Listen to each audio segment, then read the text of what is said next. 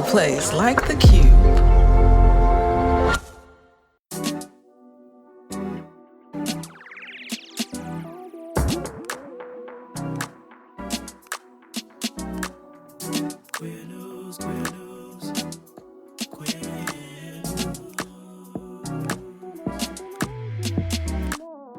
Family, it's your favorite queer radio personality, Anna DeShawn, and this is Queer News, your favorite weekly news pod where race and sexuality meet politics, culture, and entertainment.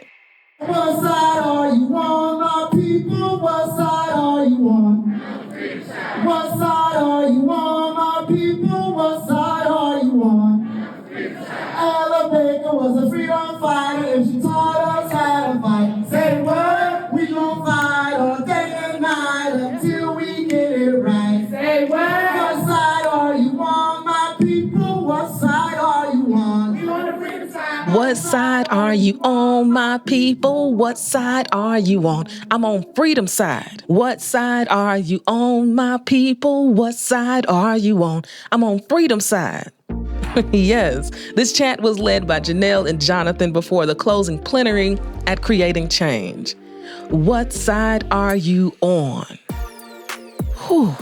Creating Change was such a refuge for me this past week, and I really can't wait to tell you all about it later on in the show. Family. God, this one hits. I'm so familiar with it, and it sounds so good when Jonathan and Janelle are doing it. And let me just say, Creating Change was such a refuge for me this week, and I can't wait to tell you all about it later on in the show.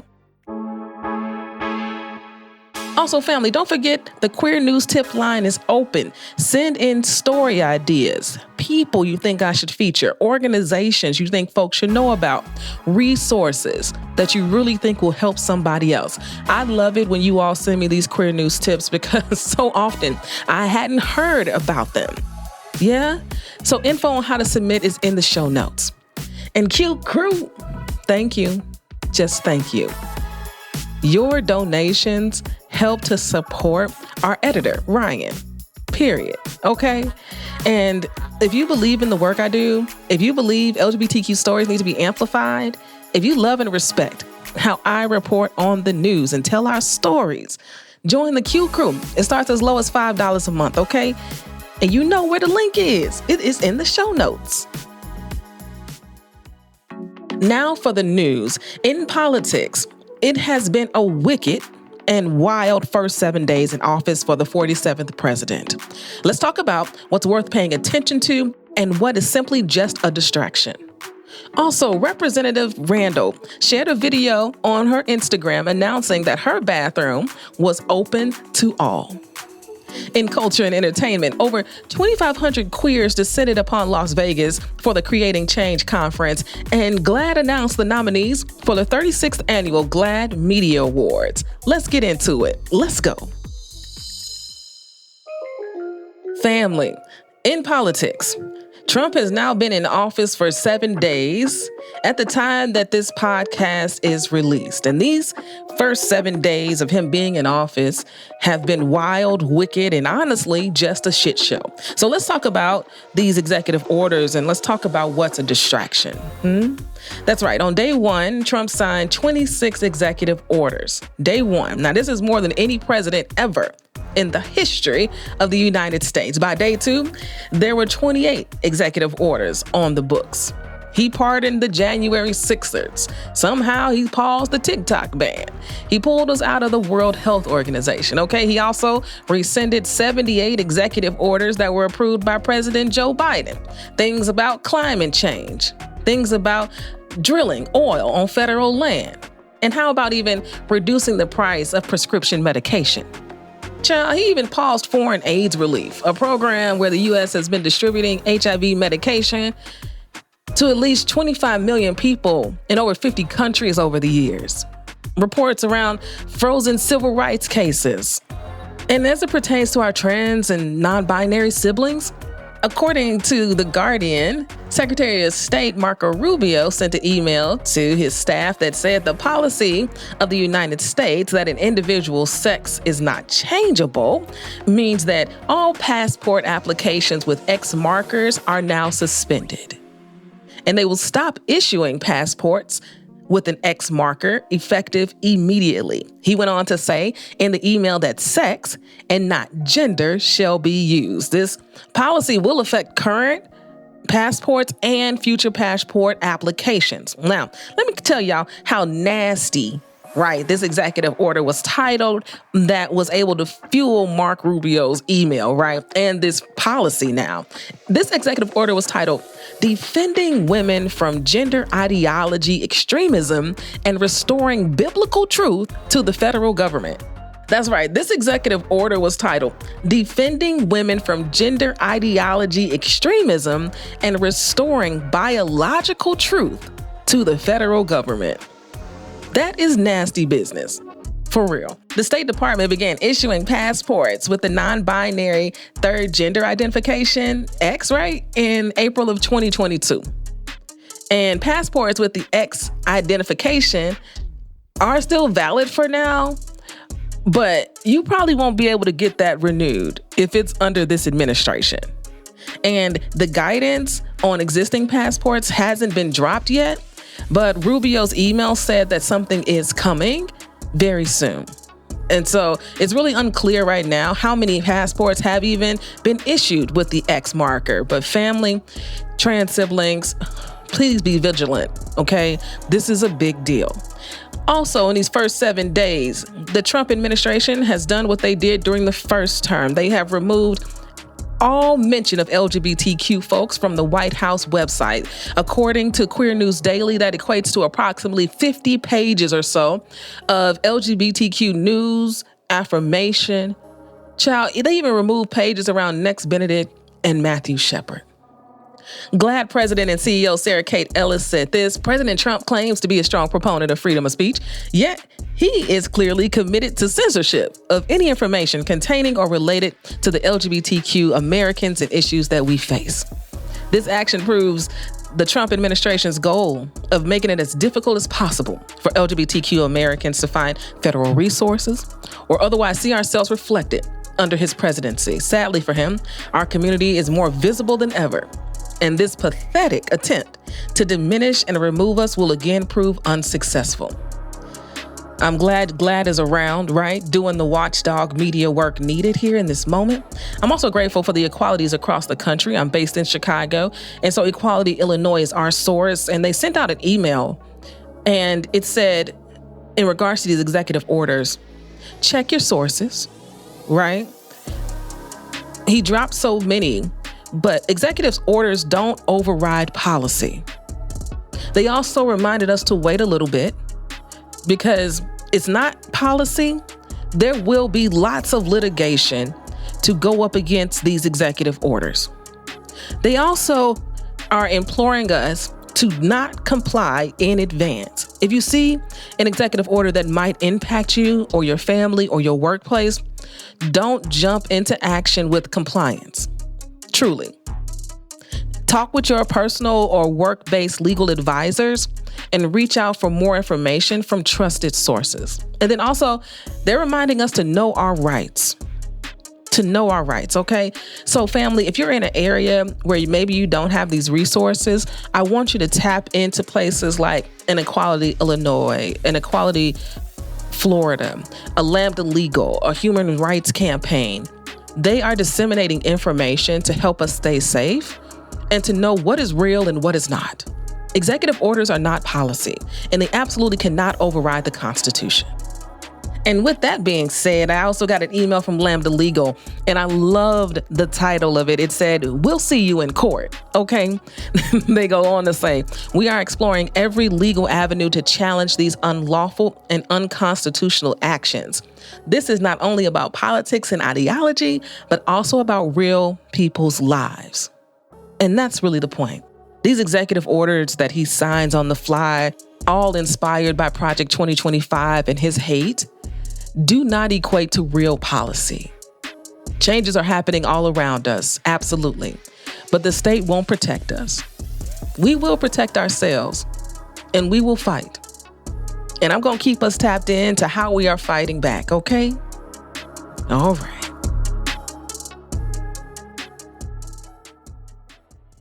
Next in politics, do you all remember me talking about the transphobic bathroom policy that Speaker of the House Mike Johnson passed quietly in the middle of the night kind of thing? This policy that was introduced by transphobic U.S. Representative Nancy Mace out of South Carolina. Yes? Yeah, that's the one. The one that says everyone who enters the Capitol has to use the bathroom that aligns with their sex at birth and not their gender identity. Yeah, Mace did this because she felt compelled to introduce this hate-fueled policy as Sarah McBride, the first openly transgender person elected to Congress, set to take office. Well, Emily Randall, the first out queer woman to represent Washington State in Congress, and also the first openly queer Latina in Congress, has fought back in her own way. I want to thank Here's Why Kevin for boosting this news on their IG. Kevin is a wonderful resource of news and one of my trusted sources. So in the video she posted on her Instagram, she declared her office a safe place for anyone to use the bathroom, saying, if you need to go to the bathroom while you're here in DC, you can use ours. She went on to say, I want to make sure that anyone who comes to visit the people's house has access to the things that they need to be comfortable and to advocate for the issues that matter to them. In the video, you can see her posting a colorful rainbow sign that says all gender restroom. Then you can see icons that represent all who are welcome. And then at the bottom, it says, all are welcome to use our restroom, regardless of gender identity or expression, political ideology, or shoe size. In an interview with The Advocate, Representative Randall said, our office is a place where everyone should feel safe and respected. That's what this sign represents. This response to this hateful policy is what we need. This is what we need. Mace targeted McBride with the intention of hurting so many more. But Representative Randall's response is a bright light in the midst of very dark policy. It reminds me of something I heard actually during the Creating Change conference, that one act of courage will give someone else the courage they need to do what they need to do. Courage begets more courage. This is also why it's important for us, right, to have elected officials who believe in our humanity. So thank you, Representative Randall. Thank you for your act of courage.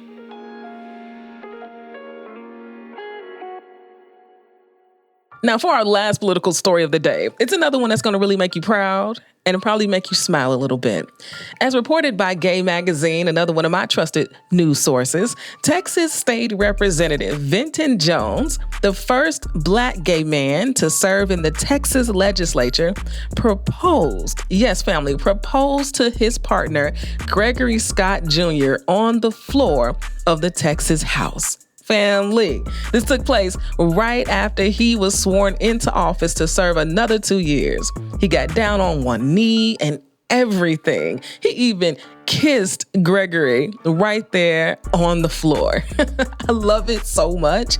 Venton said, in a time when our love and very existence are challenged, often in the halls of this very building, this moment is a reminder that love conquers all.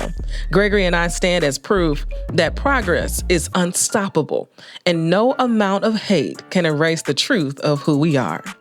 Venton was just elected Minority Party Whip and continues to make history for us. And family, let me just tell you this.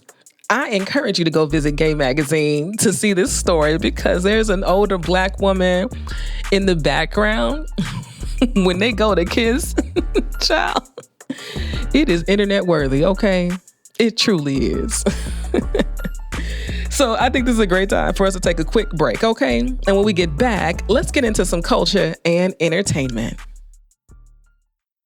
Hi, this is Amy Pons with Women Making Moves, where we celebrate the moves that women are making. This podcast is all about the women of the world who are doing things differently, living, working, being, finding their unique brilliance. I tap into their energy, we share a safe space, and we get a little fun, a little spirited and animated. This is a place where we celebrate intersectional feminism and women on the front lines to create the balance between the divine masculine and feminine that we've never seen in this lifetime. And I invite you to explore your unique brilliance. Cheers! Family, last week I had the opportunity to moderate a powerful panel with some of the country's most dynamic leaders that just happened to be based in Chicago. We talked about what organizing, advocating, and coalition building looks like in the hostile times we are living in. We discussed how their organizations are doing the work in real time, partnering with each other, supporting each other, being an ear when things get really, really hard. It's called LGBTQ plus rights in 2025 and beyond. And I must say, it is good. I moderate a lot of panels, but this one is worth tapping into. Over 200 folks have watched it so far, and you should too. You can stream the video from E3 Radio's YouTube channel, and of course, a link is in our show notes. If you need health insurance, find an affordable quality plan on the Get Covered Illinois Marketplace.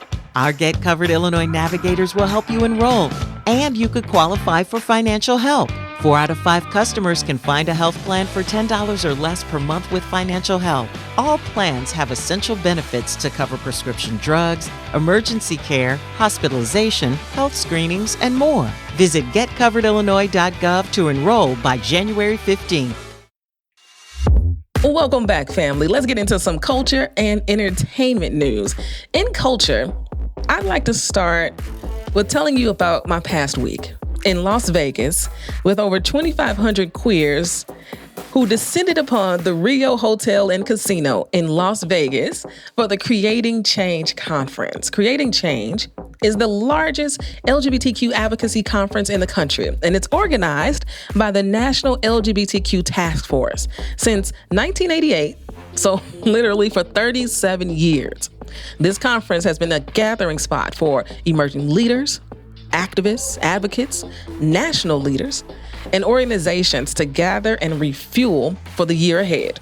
Now, this is our 3rd year of being a media partner with Task Force, and every year, family, I promise you, it fills me up. It makes me feel full. It makes me feel loved. It makes me feel seen.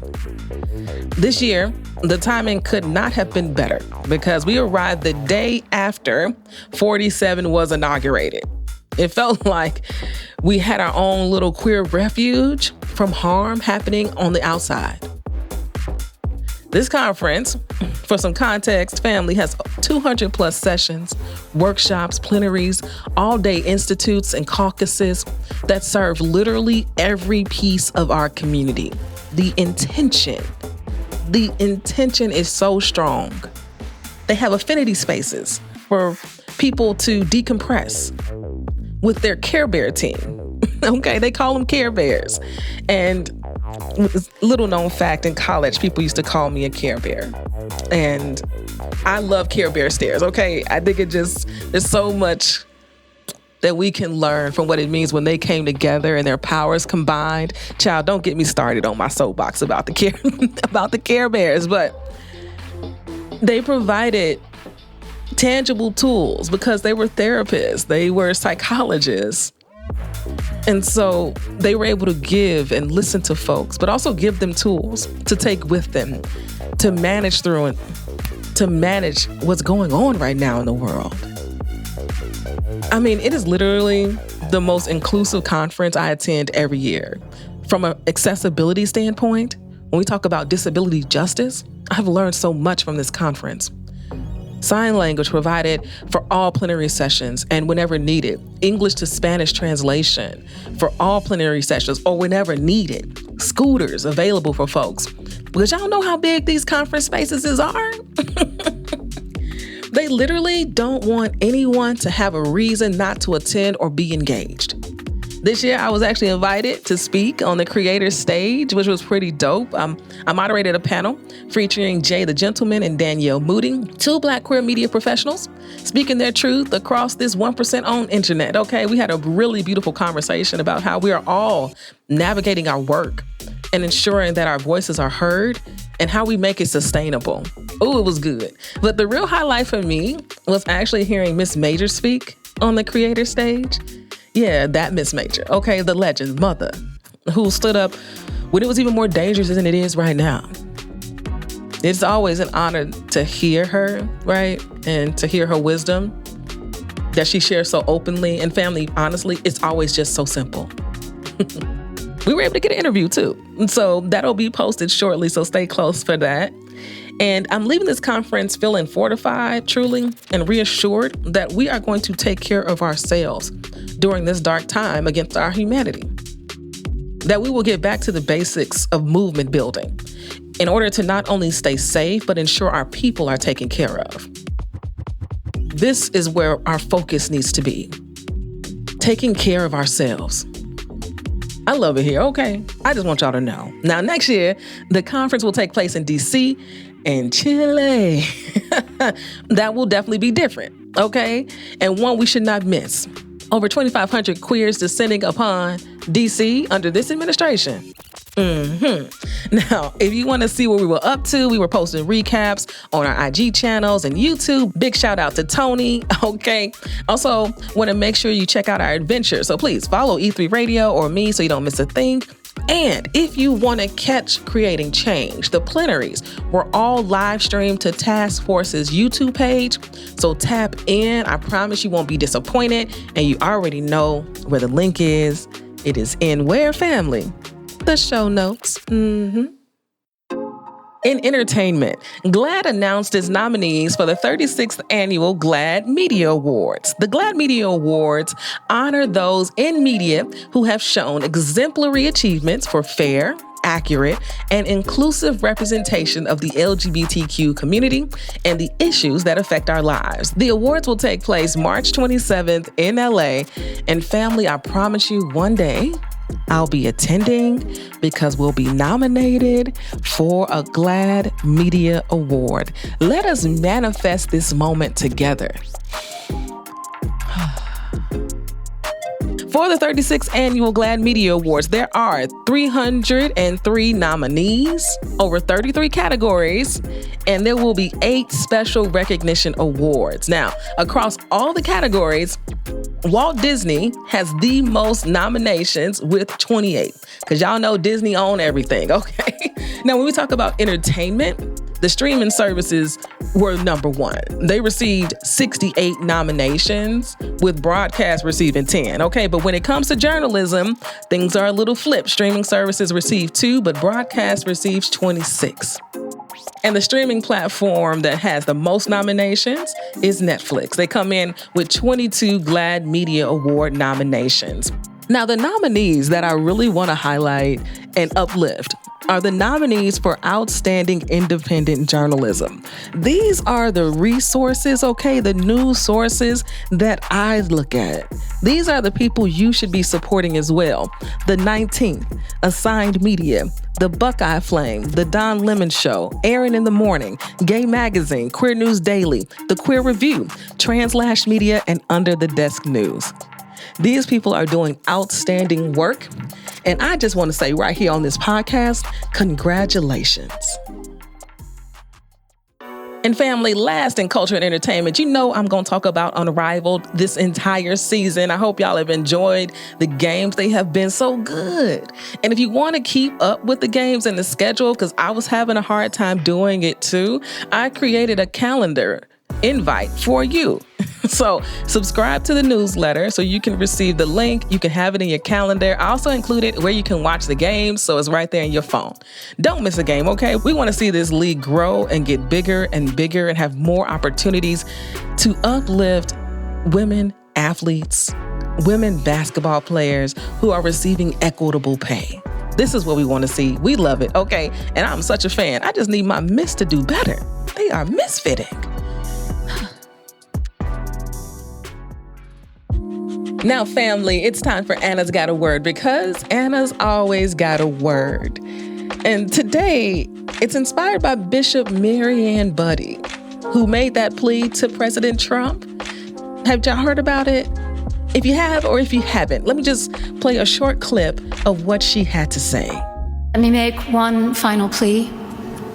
Mr. President, in the name of our God, I ask you to have mercy upon the people in our country who are scared now. There are gay, lesbian, and transgender children in Democratic, Republican, and independent families, some who fear for their lives. And the people who pick our crops and clean our office buildings, who labor in poultry farms and meatpacking plants, who wash the dishes after we eat in restaurants and work the night shifts in hospitals, they may not be citizens or have the proper documentation, but the vast majority of immigrants are not criminals. They pay taxes and are good neighbors. They are faithful members of our churches and mosques, synagogues, wadara, and temples. I ask you to have mercy, Mr. President, on those in our communities whose children fear that their parents will be taken away, and that you help those who are fleeing war zones and persecution in their own lands to find compassion and welcome here. Whew, Bishop Budde, this plea for mercy on the most vulnerable amongst us. I think about the courage it took for her to stand up in that way, in front of not just him, but his family, Republican cabinet members, to stand in that pulpit and plead for mercy for those they disdain the most. She did what she was called to do. I'm called to be on this podcast and report back to you. And I'm also called to demand for justice, demand that he care for the most vulnerable, demand that he care for something other than the money that fuels all his policies, the hate, the white supremacy. But Bishop Budde, she pled to his ego, yes? And she pled for mercy. And this brings me back to what I was talking about earlier, creating change, this comment around courage begets courage. You see someone have a little courage, and it gives you a little courage. And that's what I want to leave with you all today. There are people around this country who are practicing courage every single day by showing up and being exactly who they are. And I want you all to do the exact same thing. I want us to follow the leads of a Bishop Budde in the ways in which she was able to harness the courage needed to stand there in front of the most powerful man in the world right now, one of the most evil men in the world right now, and plead that he see the most vulnerable amongst us. Tap into a little bit of that, family. Until next week, peace.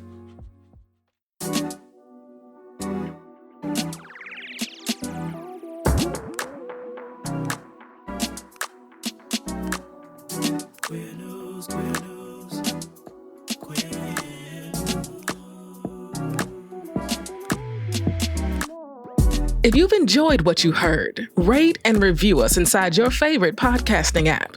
This podcast is written and produced by me, Anna DeShawn. Podcast editing by Ryan Woodhall, and brought to you by E3 Radio and distributed on The Cube. We are Queer News Done Right.